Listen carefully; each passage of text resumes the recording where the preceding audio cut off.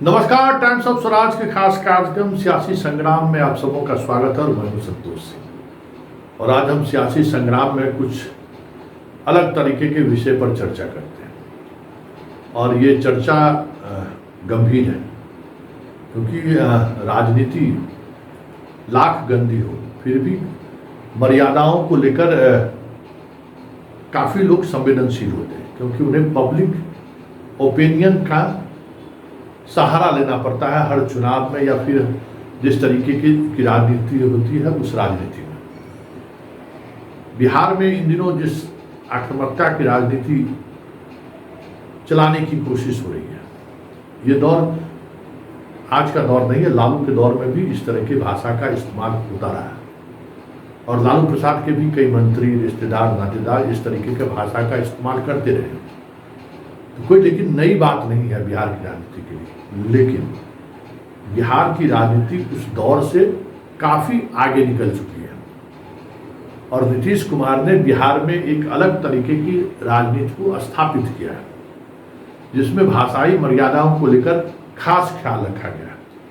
और यही वजह है कि जब कभी भी, चाहे वो बीजेपी के साथ सरकार में हो या फिर आज आरजेडी के साथ सरकार में, भाषाई मर्यादाओं को लेकर वो काफ़ी सचेष्ट रहे हैं और काफ़ी संवेदनशील भी रहे हैं। और इस तरह की भाषा का इस्तेमाल करने वाले पर वो त्वरित कार्रवाई का विचार हमेशा रखते हैं। चाहे बीजेपी में बचोल जैसे नेता अगर कुछ हिंदू मुसलमान को लेकर या गिरिराज सिंह किसी दौर में बोलते थे तो सीधे तौर पर पार्टी नेतृत्व को जरूर सूचना देते थे कि इस तरीके की भाषा से आप बचिए।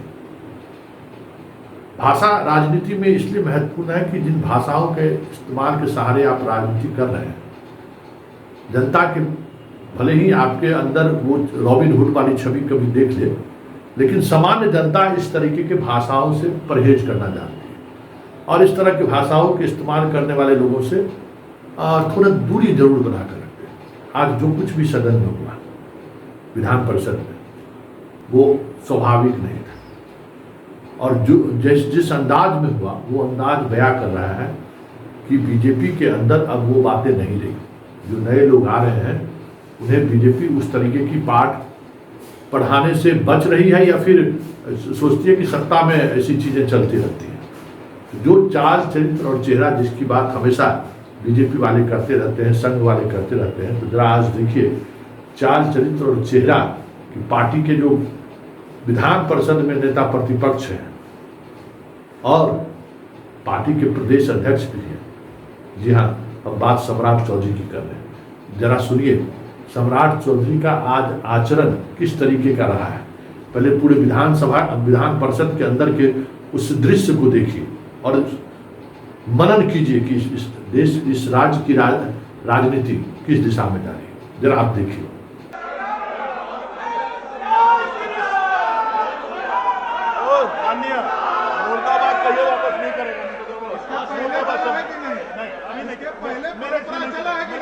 नहीं चला है तब तो नहीं चलेगा। है सभापति महोदय, पहले यदि चला होगा तो चलेगा। नहीं ऐसी कोई बात नहीं, ऐसा क्या बात नहीं। ऐसी आप क्या तो अब इसको बहस करना तो मैं बहस कर लूंगा। मैं रूलिंग कर दूंगा, ये नहीं चलेगा मेरे हाथ से नहीं चलेगा।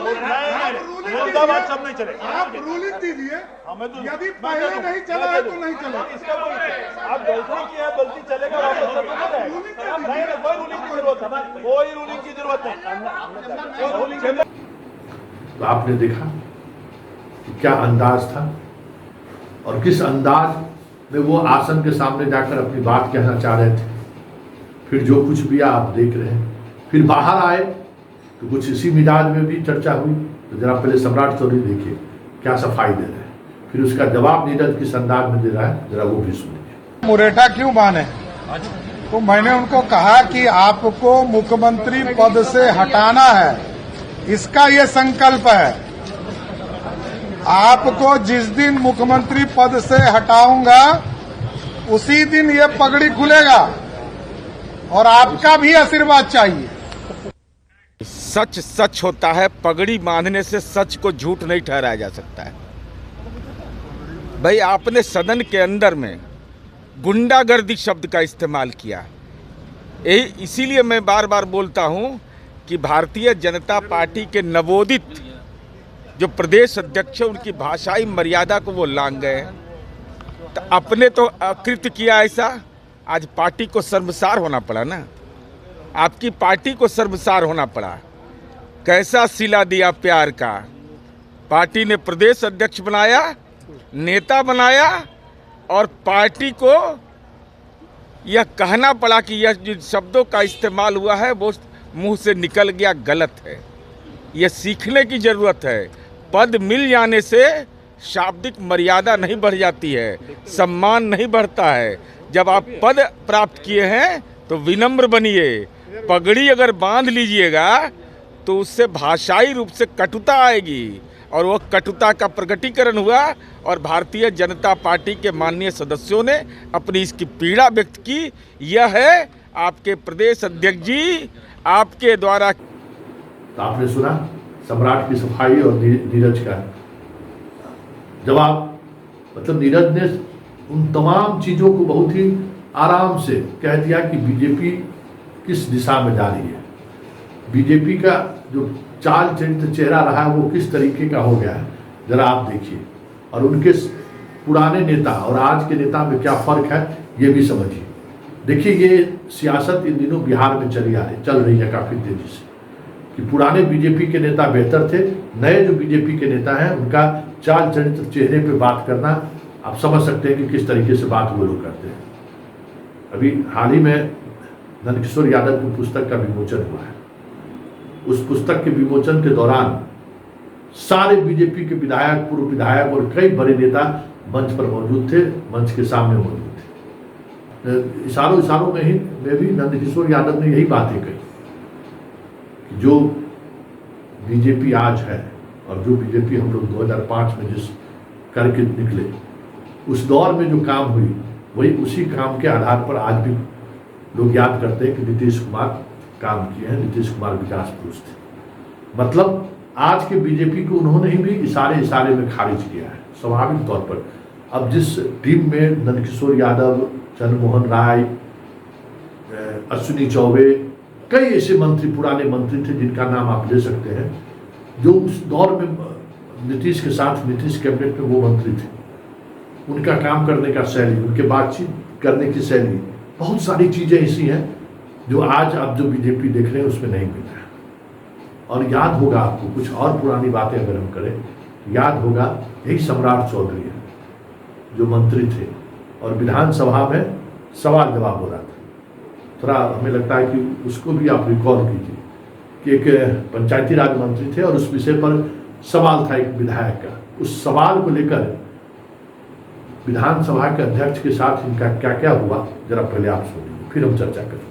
माननीय मंत्री जी सुन लीजिए, 9 बजे तक मेरा कार्यालय सारे ऑनलाइन जवाब निकाल लेते हैं और 16 में मात्र 69% जवाब ही आपका आया है।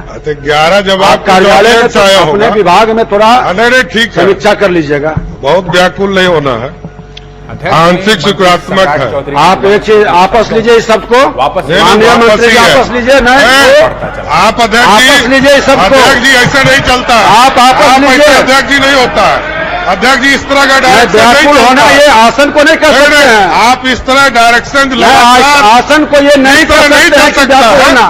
आप इस तरह अध्यक्ष जी नहीं चला नहीं, व्याकुल आसन नहीं, आप समझ लीजिए। कौन पूछेगा?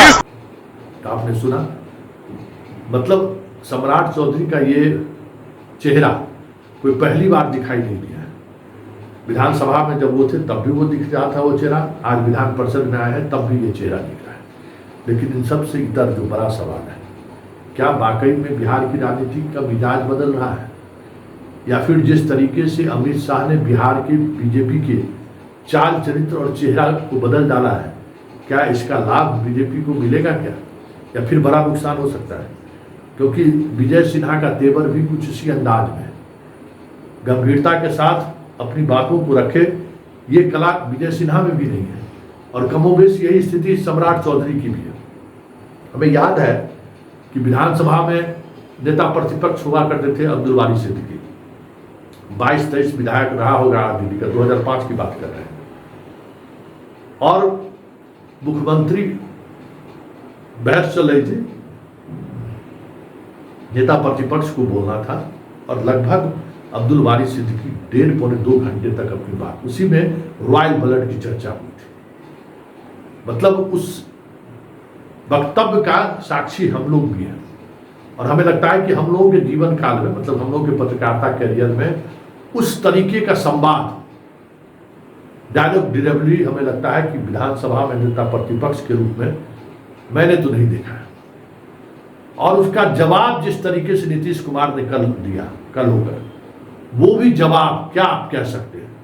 मतलब बिहार विधानसभा का वो नेता प्रतिपक्ष का सरकार पर हमला और सरकार की तरफ से नीतीश कुमार का जवाब, 2010 की बात है, 2010 में 15 के बीच की ये बात है। मतलब आप हैरान रह जाएंगे अगर वो सीडी आपको मिले और अगर आप देखें तो क्लास, जो आप कह सकते हैं कि राजनीति में जो क्लास होता है ना, क्लास, वो क्लास देखने को मिला है। ये सदन वो भी दौर देखा है। नेता प्रतिपक्ष के रूप में नंदकिशोर यादव ने भी एक छाप छोड़ा है, तेजस्वी ने भी छाप छोड़ा है अपने चुटीले अंदाज में। तेजस्वी ने भी एक अलग तरीके की पहचान बनाई नेता प्रतिपक्ष के रूप में। लेकिन आज दोनों सदन में बीजेपी की स्थिति को आप देख सकते हैं। क्योंकि देखिए, बिहार में कुछ भी हो, राजनीति में एक खास चीज है जिसको लोग पसंद करते हैं और वो है संवाद, संवाद का तरीका।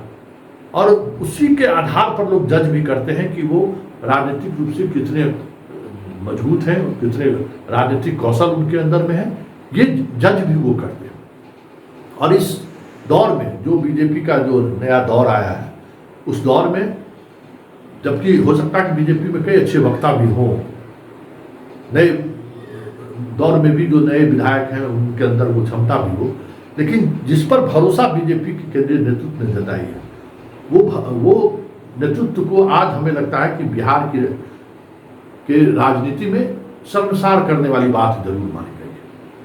क्योंकि भाषाई मर्यादाओं का इस तरीके से उल्लंघन करना है, ये अगर किसी को ये लगता होगा कि बिहार में ये सारी चीज़ें चलती हैं, चलती जरूर है। इस तरीके के भाषा का इस्तेमाल करने वाला का एक समाज में क्रेज भी है, अरे बहुत मजबूत आदमी है, मुख्यमंत्री को कह दिया। लेकिन वो चीज़ें ज़्यादा दिनों तक नहीं चलती है, क्योंकि भाषा ही आपको इस राजनीति क्या है कि देखिए, बहुत सारे तरह के कंट्राडिक्शन को एक साथ लेकर राजनीति लोग करते हैं। उस कंट्राडिक्शन का जो बेहतर समन्वय करता है वही पॉलिटिशियन है। और जब आपकी भाषा अगर इस तरीके से रहेगी तो आप बेहतर समन्वय कर ही नहीं सकते, क्योंकि भाषा आपके आने से पहले वो भाषा, आपकी शैली उन व्यक्ति तक पहुंच जाती है जिस व्यक्ति से आपको कुछ अलग तरीके की कोऑर्डिनेशन की बात सोचते हैं। तो ये बदलता हुआ बिहार है, और ये बदलते हुए बिहार की वो तस्वीर है जिसके सहारे आप समझ सकते हैं कि नीतीश कुमार के कार्यकाल के बाद जो एक बड़ा बदलाव देखने को मिल रहा था, अब जो नई पीढ़ी राजनीति में आ रही है, वो पीढ़ी किस और राजनीति को ले जाना चाह रही है बिहार में, इससे बेहतर उदाहरण कुछ और नहीं है। वैसे राजनीति जब हमारी नमक की कीमत तय करती है, हमें क्या पढ़ना है वो भी पॉलिटिशियन ही तय करते हैं, तो हमें उम्मीद भी करना चाहिए कि हमारा जो पॉलिटिशियन हो वो कम से कम इस तरीके के भाषाई मर्यादा से बचे। चलिए, मेरा जो खास कार्यक्रम है सियासी संग्राम, अब हम यही समाप्त करते हैं। कल फिर हमारी आपकी मुलाकात होगी, लेकिन इन चीज़ों को राजनीति से इतर समझने की जरूरत है, क्योंकि जो अंदाज है, भाषाई अंदाज, इसी का प्रतिफल नीचे तक पहुंचता है। इसी यही स्वरूप जो नेता का, जो ऊपर के नेता का जो बॉडी लैंग्वेज रहता है, बात करने का तरीका जो होता है, वही नीचे तक पहुंचता है। बीजेपी की ये स्थिति नहीं रहे। अब इसका लाभ और नुकसान क्या होगा, इस पर आज चर्चा करने की जरूरत नहीं है। सिर्फ इतना ही कहना है कि बिहार की राजनीति बदल रही है, और किस अंदाज में बदल रही है, आज के सदन की कार्रवाई के सहारे आप बेहतर समझ सकते हैं।